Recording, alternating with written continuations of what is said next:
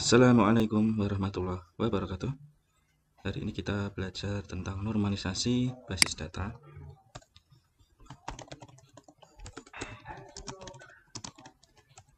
Kenapa perlu dinormalisasi?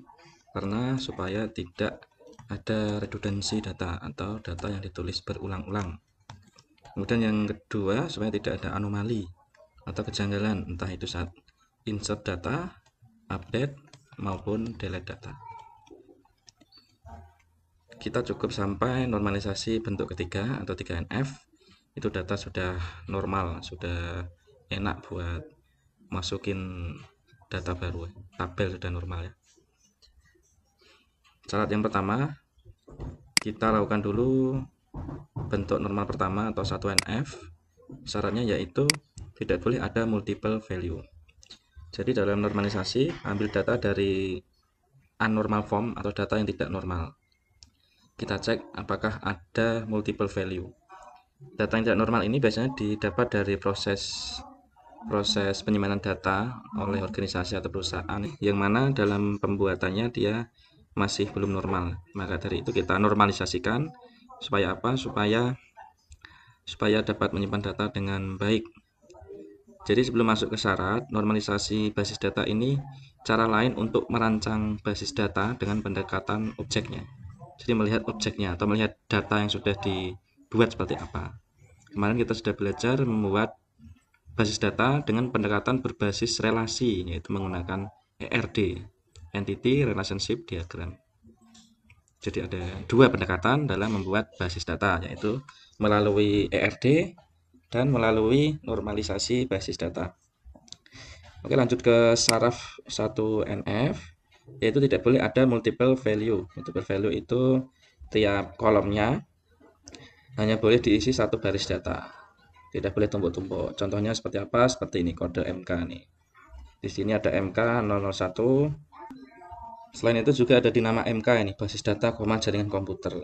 SKS 3,2 ini dosen pengamu juga ada 2 nilai juga.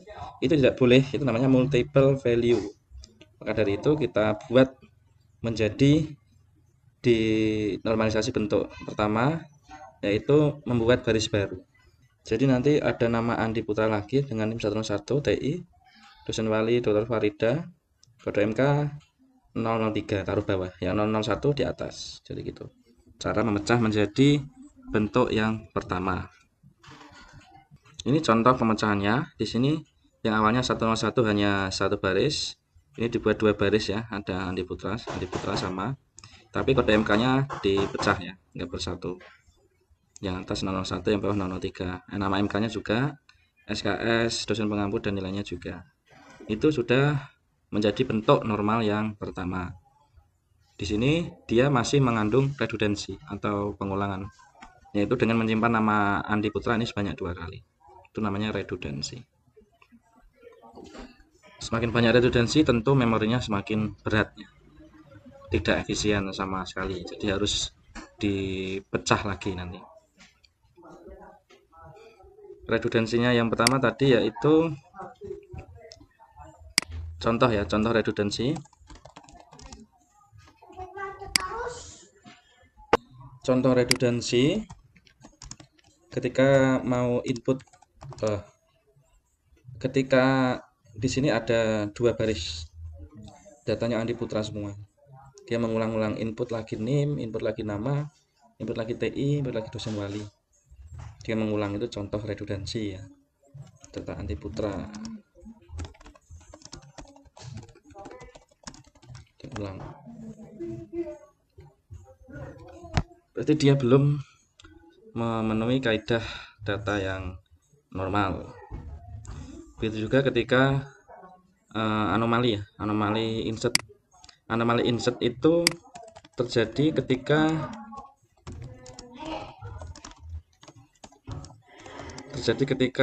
akan memasukkan atau input data baru.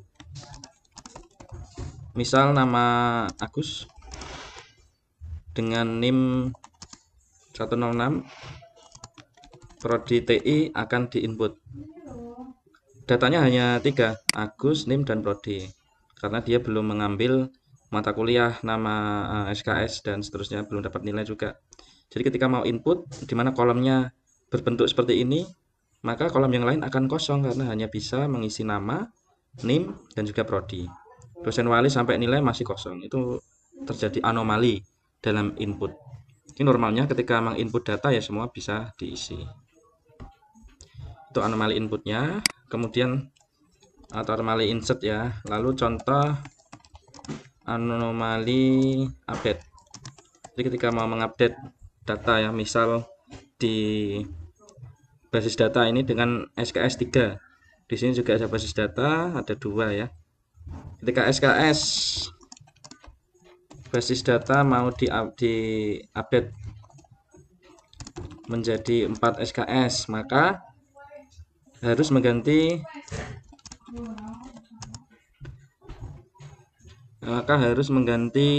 semua kolom.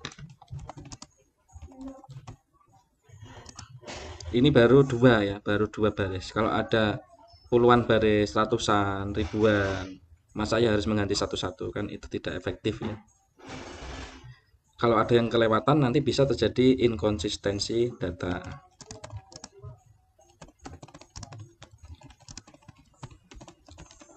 Datanya tidak konsisten karena tidak semua diganti ya, kelewatan ya. Ada yang SKS-nya 3, ada yang 4. Nah, itu. Yang normal bagaimana? Yang normal ketika diganti 1, nama MK basis data SKS-nya diganti 3 misal, maka otomatis semua yang mengambil mata kuliah basis data SKS-nya terganti dengan 4. Kemudian contoh di anomali delete. Misal ada mahasiswa yang DO, misal MHS Citra Lestari nih, DO, maka dia dihapus dari data. Karena dihapus satu baris itu, maka yang lain ikut terhapus. Contohnya dosen pengampu, Dr. Rina mengampu jaringan komputer 2 SKS, dia juga otomatis kehapus. Itu jadi anomali, padahal hanya perlu menghapus data mahasiswa saja yang DO. Data dosennya ikut terhapus.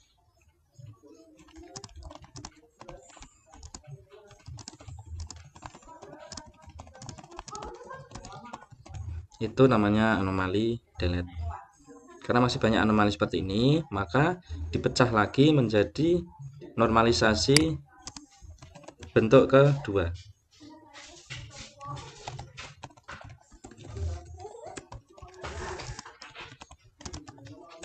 Syaratnya yang pertama harus sudah bentuk 1NF.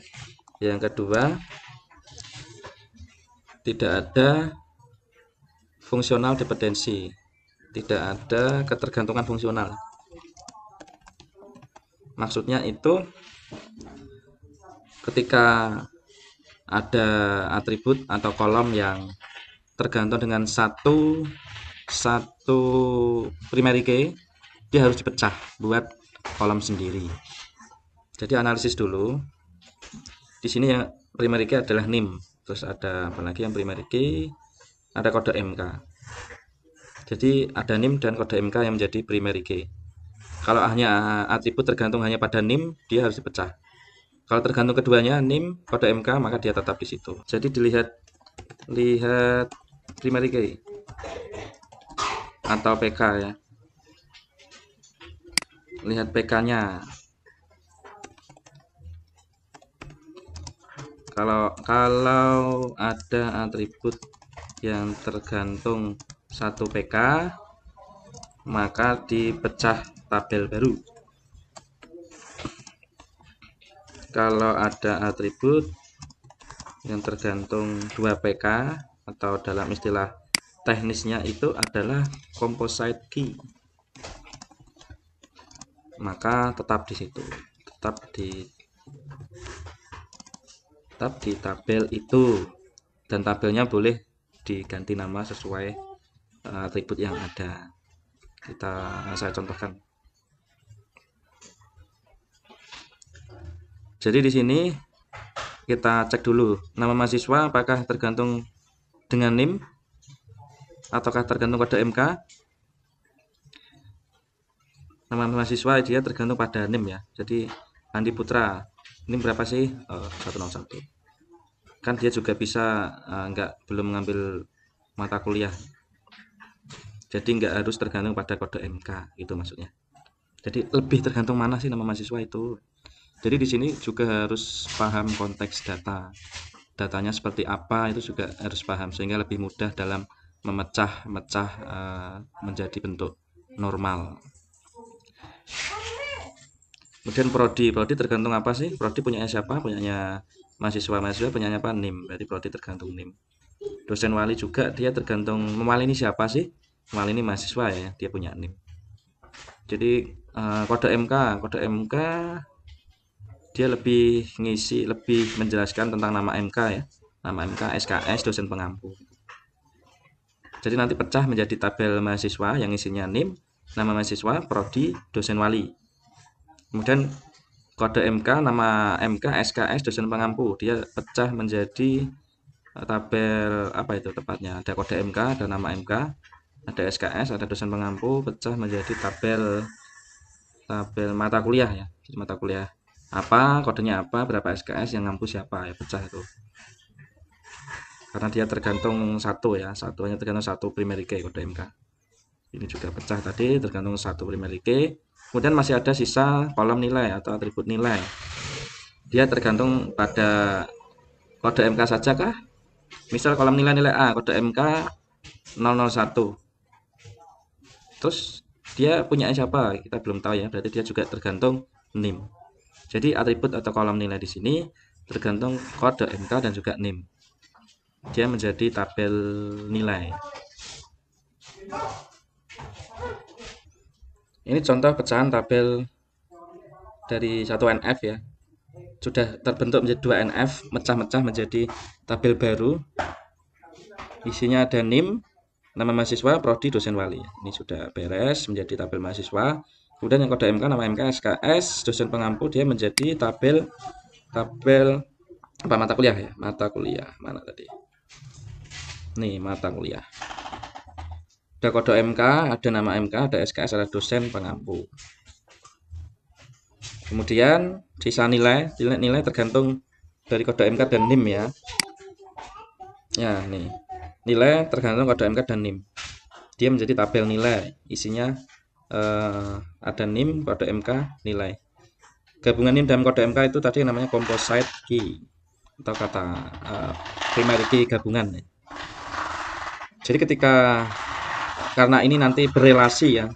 Ketika diklik NIM 101 Z, nah itu nanti siapa sih? Oh, si Andi, prodi TI, kemudian dosen walinya Dr. Farida.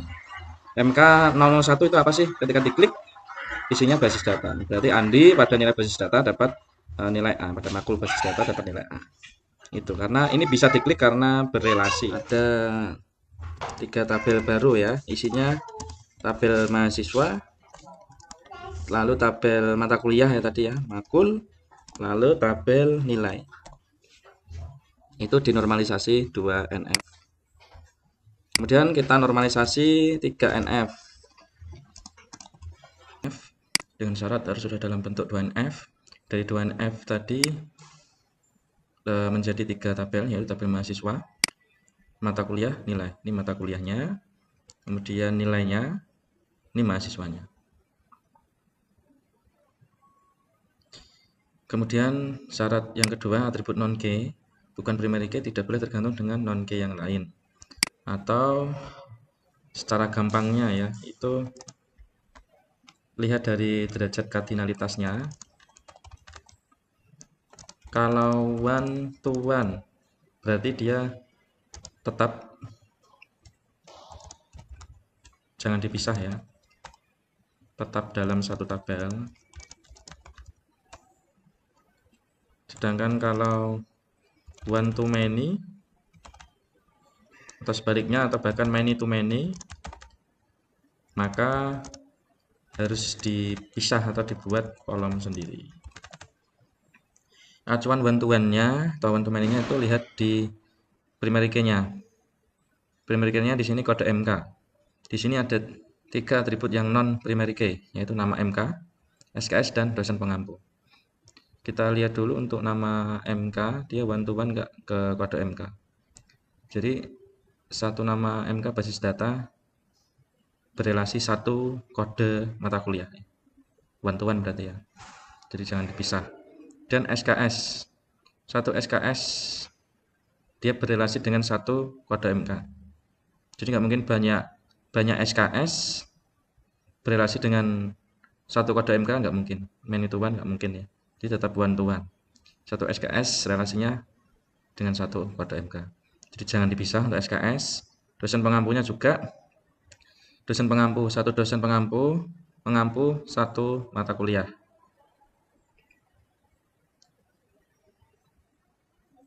Di sini relasinya bahkan ada dua nih, Pak Budi juga Dr. Budi. Selain ngampu basis data, dia juga algoritma. Berarti relasinya ini one to many ya. Jadi ini nanti kandidat dipisah nih nanti. Dosen. Bahkan dosen itu dia juga bisa mempunyai atribut alamat, nomor WA. Kalau dia punya atribut lain, dia memang layak dipisah. Punya atribut lain, layak dipisah, dikasih ID sendiri bahkan. Jadi di sini dosen pengampu ya, atau dosen nanti kita pisah. Jadi di mata kuliah nanti hanya ada kode MK, nama MK, dan SKS. Lalu ada ID dosen yang bisa menjelaskan nama, alamat, nomor WA, dan sebagainya. Kemudian ke tabel nilai. Nilai ini tadi non-K bergantung ke non-K nggak ada ya. Di sini K, ini non-K, dia bergantung dengan K juga, bukan bergantung dengan non-K. Berarti di skip untuk tabel nilai, tetap. Kemudian tabel mahasiswa. Atribut K-nya ini ada NIM. Yang lainnya non-K.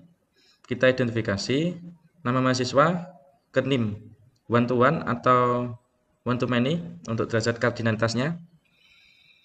One to one. Satu mahasiswa punya satu NIM. Nggak mungkin satu mahasiswa punya banyak NIM, nggak mungkin kan ya. Kemudian berarti ini tetap ya, nama mahasiswa ini tetap dengan NIM. Lalu prodi.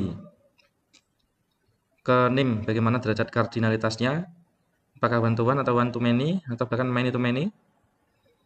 Satu prodi dimiliki satu mahasiswa.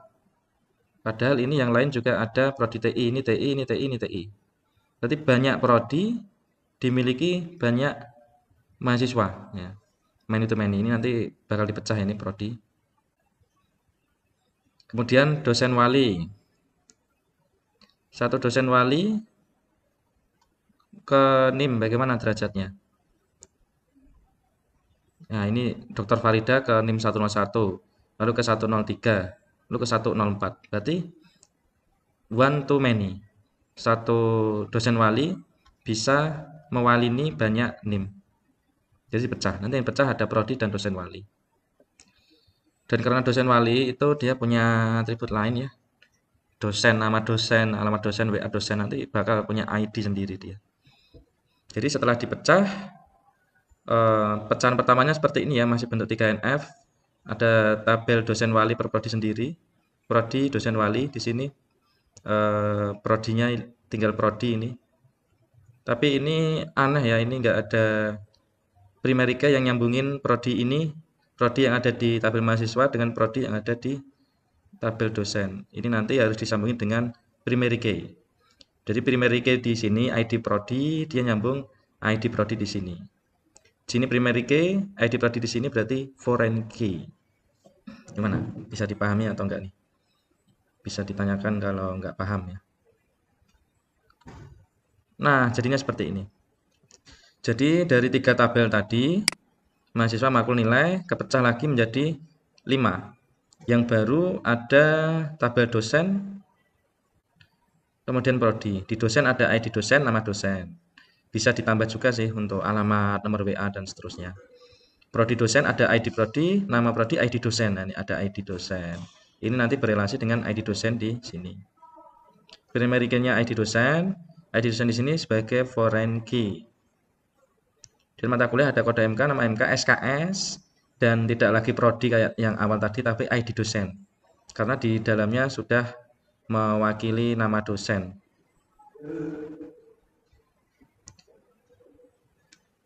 Kemudian mahasiswa dan NIM, nama, ID prodi. Di ID prodi nanti ketika diklik dia nyambung ke prodi ini. Nama prodinya apa, ID-nya berapa, dosennya siapa, atau dosen walinya ya kalau di mahasiswa ini. Kemudian dinilai ada NIM, kode MK, nilai. NIM-nya berapa, kode MK-nya berapa, nilainya berapa. Jadi menjadi 5 tabel dan saling berhubungan. Kita lihat di PHP MyAdmin-nya ya, di tampilan MySQL-nya seperti apa. Jadi dari struktur yang saya rancang ini menjadi tabel seperti ini. Dosen, oke kita lihat. Dalamnya ada ID dosen, nama dosen ya. Lalu mahasiswa, NIM, nama, ID prodi, NIM, nama, ID prodi. ID prodi ini bisa diklik ya. Ketika diklik dia akan mengarah ke tabel prodi, di mana di situ ID prodi P001 merupakan prodi Teknik Informatika. Dosennya ketika diklik akan mengarah ke tabel dosen dengan kode D001 itu Dr. Farida. Seperti itu. Apalagi mata kuliah. Di sini ada kode mata kuliah. Kemudian SKS, ID dosen, nama mata kuliah juga. Mata kuliah. Oh ya ini. Ketika diklik akan mengarah ke ID dosen D03O Dr. Budi. Seperti itu. Itu namanya relasi. Relasi itu bisa mengurangi tadi. Yang pertama apa sih yang contohnya? Mengurangi redundansi ya. Jadi tidak ada data yang diulang-ulang. Data Andi Putra diulang nggak ada sih di sini. Contoh Andi Putra sudah dihapus ini malah. Oh ini beda data, ini nama NIM 101 Andi Putra ya. Di sini Rina Andini. Coba saya ganti ya. Jadi ini ke update ya. 101 di contoh awal itu dia adalah Andi Putra ya. Andi Putra.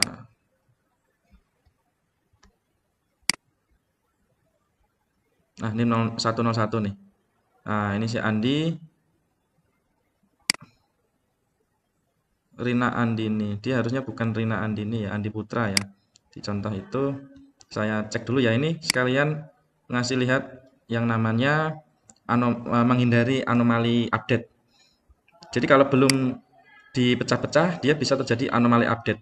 Ketika kita mengganti 101 yang harusnya Andi Putra, di sini malah Rina Andini ya. Ini Rina Andini semua ya. MK003 Rina Andini. Jadi kita cukup mengganti satu, ini 101 semua, Rina Andini, kita ganti Andi Putra untuk MK01 sampai MK003. Gantinya di mana? Ini tabel nilai ya. Nah kita cek. Ini tadi masih Rina Andini semua ya. Ganti di tabel mahasiswa. Rina Andini ini ganti menjadi Andi Putra. Andi Putra. Maka otomatis di tabel mata kuliah atau nilai tadi, nilai ya. 101 dia otomatis berubah menjadi Andi Putra. Semua berubah otomatis. Jadi tidak akan terjadi anomali update yang berpotensi inkonsistensi data. Datanya tidak konsisten. Karena bayangkan kalau belum dipecah harus merubah satu baris. Ya kalau masih 3 baris ya, kalau 50 baris, 100 baris, apa mau ganti satu-satu kan capek. Dan berpotensi terlewatkan menjadi inkonsistensi. Makanya dengan dipecah ini menjadi normalisasi bentuk 3 sudah bisa menghindari yang namanya anomali update ya. Kemudian dia bisa juga menghindari anomali insert. Jadi ketika ada data baru yang ditambahkan, kita tambahkan data baru. Meskipun belum mengambil mata kuliah apapun,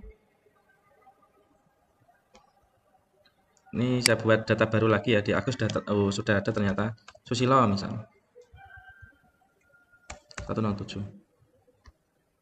107, kemudian namanya Susilo. Prodi apa? Prodi 101. 001, go.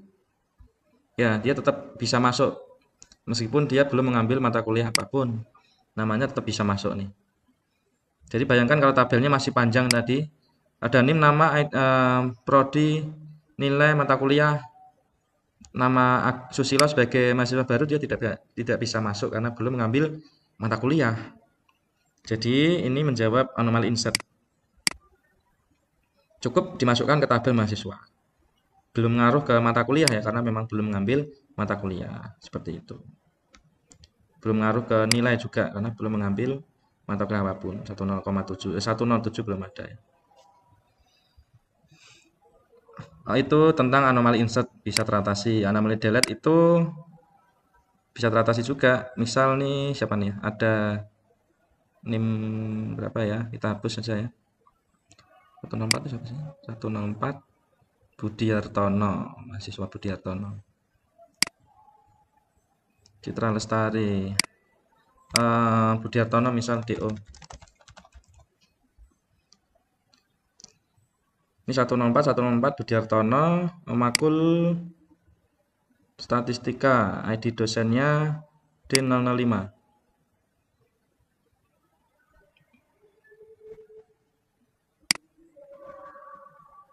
Saya mau hapus ini Budiartono nih. Saya hapus.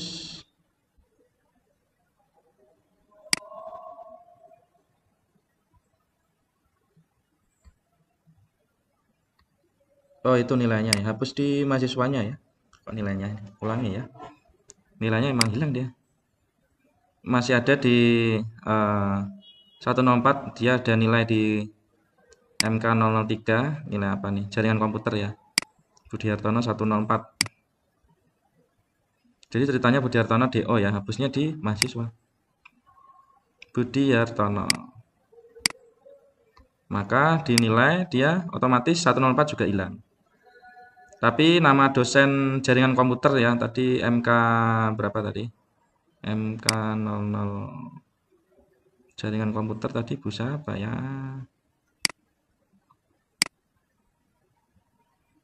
Nah, nama dosen jaringan komputer D004 dia masih ada, tidak ikut terhapus ya, Selamat Riyadi. Gitu. Jadi yang dihapus hanya nama mahasiswa yang DO, sedangkan dosen yang mengampu tidak ikut terhapus. Jadi itu menghindari yang namanya anomali update. Begitu caranya. Itulah fungsi dari normalisasi. Yang pertama menghindari redundansi. Nggak perlu diulang-ulang nulis nama, alamat, mata kuliah. Nggak perlu diulang karena nama diwakili oleh NIM. Kemudian mata kuliah diwakili oleh kode MK. Saling berelasi. Jadi cukup ditulis NIM dan kode MK sudah tahu. Kemudian insert tadi, jika ada nama baru dia tetap bisa dimasukkan meskipun belum mengambil mata kuliah apapun. Karena di tabel nama hanya butuh NIM, nama, dan ID prodi. Kemudian anomali update tadi, ini contoh ada SKS, ada juga tadi mengupdate nama ya, tadi Andi Putra ya. Tadi namanya siapa tadi, Rini atau Rina tadi ya. Nama Andi Putra, nama NIM 101 diupdate jadi Andi Putra. Otomatis semua terupdate, tidak perlu satu-satu yang bisa berpotensi inkonsistensi data. Kemudian anomali delete tadi ketika ada mahasiswa namanya Budiartono, ketika di delete dia namanya terhapus, nilainya juga terhapus, tapi nama dosen yang mengampu mata kuliah tersebut tidak terhapus. Itulah fungsinya dari normalisasi. Kemudian gimana cara membuat normalisasi itu? Bisa dari klik nama tabelnya lalu relation view. Dosen. Nah, coba kita lihat di nilai ya, nilai banyak relasi tadi. Relation view. Di sini pastikan on delete cascade, on update restrict. Yang pertama mau mengambil NIM. NIM itu dari database akademik, kemudian tabel mahasiswa. Lalu yang diambil NIM. Berarti NIM-nya nanti bisa NIM dari tabel nilai berelasi dengan NIM di mahasiswa. Kemudian kode MK. Kode MK di nilai berelasi dengan kode MK di mata kuliah. Begitu cara menyambungkannya untuk membuat relasi antar tabel. Settingannya pastikan seperti ini untuk yang standar nih, on delete, cascade, on update, restrict. Bisa juga dilihat dari desainnya. Klik nama database-nya, lalu desainnya ini kelihatan nih, relasinya kemana-kemana kelihatan.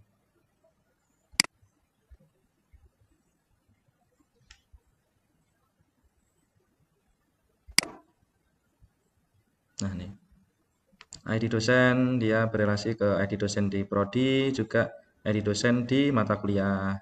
Kemudian nilai, ini ada kode MK berelasi di kode MK mata kuliah. NIM berelasi ke tabel mahasiswa. Kelihatan relasinya di sini. Tinggal diatur biar terlihat lebih presisi dan enak dilihat. Begitu untuk pertemuan kali ini, mudah-mudahan ada manfaatnya. Assalamualaikum warahmatullahi wabarakatuh.